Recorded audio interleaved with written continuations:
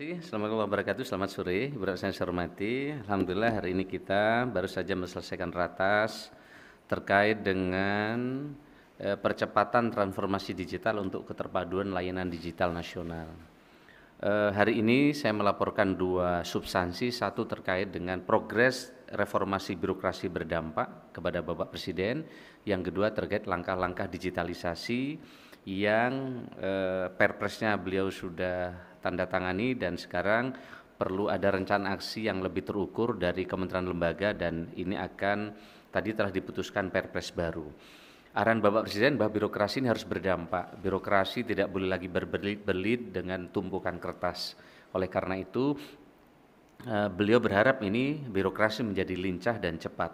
Lalu apa yang bisa kami kerjakan dari Kementerian Pan-RB? Kami tadi laporkan terkait dengan delayering jabatan fungsional dan jabatan pelaksana. Dulu kenapa ini agak ribet, karena dulu ada 3.414 klasifikasi jabatan. Sekarang sudah kita pangkas hanya 3 jabatan saja, 3 kelompok jabatan, sehingga ini sangat lincah. Kalau dulu ASN hanya bisa pindah dalam satu rumpun, sekarang ini ASN bisa pindah lintas rumpun, jadi sudah lebih lincah. Ini slide-nya, jadi sudah sangat mudah. Dan ini berdampak kepada 1,4 juta ASN, dan yang pindah lintas rumpun berdampak kepada 2,1 juta ASN. Beliau berharap ada kebijakan yang berdampak. Dan ini sudah 3 bulan lalu sudah kami putuskan. Begitu juga penyelenggaraan proses bisnis layanan kepegawaian. Selama ini teman-teman ASN merasa ribet, ngurus pensiun repot, ngurus kenaikan pangkat repot dan lain-lain. Dan ini sudah kita pangkas, ya. Layanan kenaikan pangkat dari 14 tahap kita pangkas jadi 2 tahap. Tadi kami laporkan kepada Bapak Presiden. Ini dikerjakan oleh teman-teman BKN. Layanan pensiun dari 8 tahap sekarang tinggal 3 tahap. Layanan pindah instansi dari 11 tahap sekarang menjadi 3 tahap. Ini contoh yang diharapkan oleh Bapak Presiden yang segera dieksekusi oleh kementerian lembaga, khususnya Kemenpan RB terkait dengan layanan kepegawaian. Begitu juga di LAN, kami terus berkoordinasi. Ini ada pemangkasan layanan penyelenggaraan pelatihan Next dari 16 tahap sekarang 5 tahap. Layanan akreditasi lembaga penyelenggara pelatihan dulu 10 tahap jadi 4 tahap dan seterusnya, termasuk layanan fasilitasi pengembangan kompetensi dari 8 tahap sekarang menjadi 3 tahap. Inilah pemangkasan-pemangkasan yang kami kerjakan. Bapak sekalian saya hormati, dampak penyerahan proses bisnis layanan pengembangan kompetensi ASN terjadi simplifikasi. Begitu juga layanan proses bisnis layanan kepegawaian, dulu ada 11 tahap, next, sekarang kami pangkas jadi 3 tahap. Ini kami laporkan kepada Bapak Presiden. Begitu juga dulu kenaikan pangkat setahun hanya 2 kali, sehingga kalau tidak bisa ngurus tahun ini bisa tahun depan. Nah sekarang atas saran Bapak Presiden kami proses bersama Menteri Keuangan, sekarang setahun BKN telah mulai tahun ini menyelenggarakan bahwa kenaikan pangkat setahun ada 6 kali, sehingga mempermudah proses bagi teman-teman ASN untuk melakukan kenaikan pangkat.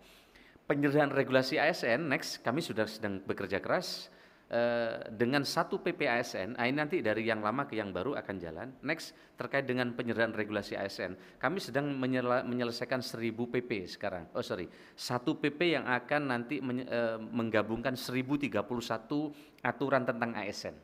Ternyata ribuan aturan ASN tidak bisa juga ke kelas dunia, karena kadang kita sibuk antar aturan dengan aturan. Maka atas saran Bapak Presiden kami pangkas ini sekarang dari 766 DIM tersisa 48 DIM terkait dengan pemberhentian, upaya banding dan skop profesi pegawai, dan 85 DIM terkait dengan kesejahteraan. Ini sedang dibahas melalui simulasi dengan Kementerian Keuangan. Kalau ini selesai, maka PPASN ini akan segera selesai. Begitu juga dengan penilaian RB yang dilakukan oleh kementerian, sekarang ini agak ribet. Kenapa? Karena harus menjawab 259 komponen pertanyaan dan mengunggah ribuan dokumen. Next slide. Nah sekarang kita rubah ke 26 dampak. Jadi kalau RB-nya bagus, kira-kira kalau kemiskinannya turun, investasinya meningkat. Kalau dulu fokus di hulu, sekarang kita fokus di hilir, sehingga kita lebih berdampaknya bukan ditumpukan kertasnya. Selama ini orang kalau ngurus RB kadang harus ada konsultan di hotel, bagaimana nilainya supaya naik, sekarang tidak lagi. Jadi langsung ke dampak, sehingga rakyat bisa lebih merasakan. Nah, Ibu saya hormati, next, Bapak Presiden telah menandatangani SPBE, Arsitektur Pemerintah Berbasis Elektronik, dan tadi Bapak Presiden telah kami laporkan terkait dengan transformasi digital pelayanan publik. Next, halaman 15, Bapak sekalian. Inilah arsitektur SPBI nasional sudah dan akan terus disesuaikan untuk mengadopsi konsep digital public infrastruktur atau DPI yang sebelah kanan. Ini adalah konsep yang sekarang menjadi tren dan pegangan beberapa negara yang isinya adalah di situ terkait dengan payment, digital ID dan data exchange. Sehingga yang kiri nanti ini tidak lagi silo karena nanti akan terintegrasi lewat yang kanan. Jadi yang tengah itu ada G2C, ada G2B, government to business, ada government to government, dan government to employee. Jadi yang G2A itu misalnya urusan kepegawaian, ya. Jadi nanti akan diintegrasikan, tapi layanan di bawahnya adalah backbone-nya adalah data kependudukan. Nah, oleh karena itu maka mulai arsitektur SBBE ini tidak mengutamakan pembangunan aplikasi baru. Sekali lagi sistem pemerintah berbasis elektronik ini bukan membangun aplikasi baru. Bapak Presiden memberikan arahan tidak boleh lagi membangun aplikasi-aplikasi baru. Sekarang ini lebih dari 27.000 aplikasi, sehingga bayangkan rakyat akan susah untuk membuat akun satu-satu untuk mendapatkan pelayanan digital. Nah, dengan SPBI ini diinteroperabilitaskan. Nah, interoperabilitas SPBI inilah sebelumnya Bapak Presiden telah menandatangani Perpres, di mana di sini Next Menpan RB sebagai Ketua Tim Koordinasi SPBI Nasional. Di situ juga ada Menteri Bappenas sebagai CDO, kemudian Menteri Keuangan sebagai CFO-nya, Kepala BSNN sebagai CISO-nya, kemudian Menteri Kominfo sebagai CTO, Menteri Dalam Negeri sebagai CRGO, dan Kepala BRIN sebagai CRIO-nya. Nah, Bapak sekalian, bagaimana cara bekerja ini? Ini tadi kami melaporkan Next para Menko telah ditugasi oleh Perpres SBY untuk menggerakkan kementerian di bawahnya masing-masing. Misalnya Pak Menko Marves telah bergerak dengan mengaudit 7 kementerian di bawahnya dengan BPKP. Ternyata ada ratusan aplikasi yang ini saling tumpang tindih. Maka tadi telah dilaporkan, aplikasinya telah dikelompokkan dan nanti tinggal diintegrasikan. Begitu juga misalnya di Kementerian Polhukam telah mengintegrasikan sistem penanganan perkara secara terpadu, mulai dari kepolisian, kejaksaan, dan Mahkamah Agung sekarang sedang berproses. Di Kementerian Koordinator Bidang Perekonomian sedang mengintegrasikan berbagai layanan yang ada di bawah beliau, dan PMK terkait dengan bantuan-bantuan. Nah, tadi para Menko oleh Bapak Presiden ditunjuk menjadi koordinator, dan nanti Oktober harapannya sudah selesai untuk mengintegrasikan layanan di bawah Kemenko masing-masing. Nah, Pak sekalian, sekarang ini sedang bergerak apa yang disebut dengan MPP digital, Mall Pelayanan Publik Digital. Next, apa bedanya mall pelayanan publik biasa dengan digital? Kalau digital dampaknya sebelum masyarakat mengisi data berulang-ulang. Kalau yang sudah di MPP digital, masyarakat hanya cukup mengisi input sekali saja. Nah, sekarang ada kabupaten kota yang sedang dijadikan pilot project MPP digital, yang masyarakatnya sekarang sedang melakukan digerakkan untuk face recognition, sehingga sekali saja maka nanti mereka akan punya identitas kependudukan digital. Inilah yang sedang dikerjakan karena tidak mungkin seluruh Indonesia kita kerjakan bersama, sehingga dengan pilot project ini, MPP digital ini, di mana teman-teman di lapangan akan terintegrasi dengan Dukcapil secara digital. Selama ini masih pakai operator siak, jadi masih manual sebenarnya. Di front end-nya digital tapi back end-nya masih manual. Nah, di 21 kabupaten kota sudah digital. Nah, mana saja 21 kabupaten kota? Next lagi, nanti kembali ke ini lagi. Nah, inilah 20 next, inilah Nah, inilah 21 kabupaten kota yang sekarang menjadi pilot project MPP digital, termasuk beberapa daerah. Salah satunya adalah kemarin sudah ada bimbingan teknis di Jawa Timur, dan juga di beberapa daerah yang lain yang ini didampingi oleh Kemenpan RB. Sehingga dengan demikian nanti daerah-daerah lain tinggal mereplikasi sistem dan proses bisnis MPP digital. Nah, sebelumnya lagi Mas, mall pelayanan publik kita masih sekarang coba sebelumnya lagi, inilah 4 ekosistem pelayanan terintegrasi yang ada di 150 kabupaten kota yang sekarang sudah ada. Masih ada mall pelayanan publik seperti di tempat seperti kita biasa. Dan ini mengintegrasikan beberapa layanan, tapi juga ada nanti mobile service yang sekarang sudah ada yang jemput bola ke beberapa desa, ada juga yang self service, dan sekarang atas saran Pak Presiden kita dorong 21 kabupaten kota yaitu MPP digital atau mall pelayanan publik digital. Next. Nah, teman-teman sekalian, inilah next. Inilah inisiatif percepatan transformasi digital untuk keterpaduan layanan digital nasional. Satu, tadi kami sampaikan pembelajaran dari kunjungan Kemenpan RB ke Inggris dan Estonia untuk mengakselerasi transformasi digital pemerintah. Kemudian fondasi digital government di Indonesia sudah ada, namun kualitas dan kecepatan implementasinya harus ditingkatkan dengan mengadopsi praktek baik best practice di beberapa negara di dunia. Kemudian inisiatif penugasan Perum Peruri untuk penyelenggaraan aplikasi SPBE prioritas melalui Perpres percepatan transformasi digital untuk keterpaduan layanan digital nasional dan roadmap pencapaian layanan digital nasional setelah dibuat. Kami tadi juga laporkan pembelajaran dari Inggris dan Estonia. Next.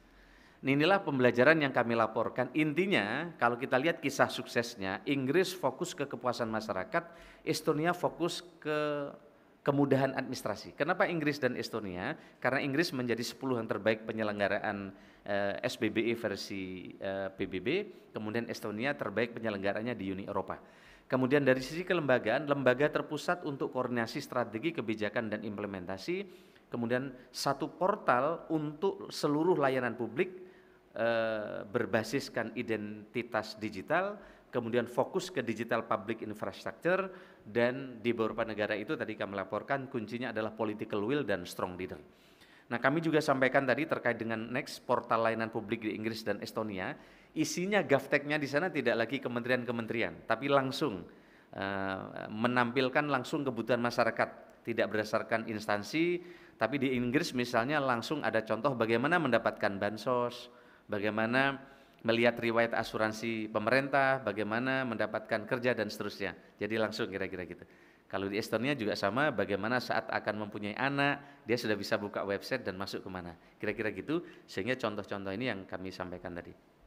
Nah, teman-teman sekalian, Indonesia saat ini dan best practice-nya, kalau dari sisi kelembagaan, kita ini, kita lihat nih, next, yang tadi slide, nah, next, terus, nah, teman-teman sekalian, kalau kita lihat dari sisi kelembagaan, koordinasi strategi dan kebijakan telah dilaksanakan tim koordinasi SPBE dan Kemenko. Namun masih diperlukan adanya pengelolaan terpusat untuk implementasi teknis. Ini yang dibahas tadi oleh bersama Presiden. Kemudian perlu ditentukan bahwa hanya ada satu portal untuk seluruh layanan publik berbasiskan identitas digital. Nah, kemudian sistem utamanya Indonesia perlu fokus ke digital public infrastructure sebagai dasar di mana layanan lain akan dibangun. Jadi nanti terintegrasi di tempat itu.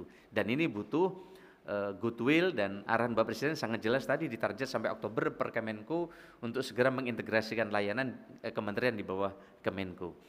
Nah, teman-teman sekalian saya hormati, inilah inisiatif Perpres percepatan transformasi digital yang mendapatkan dukungan penuh dari para Menko atas instruksi Bapak Presiden.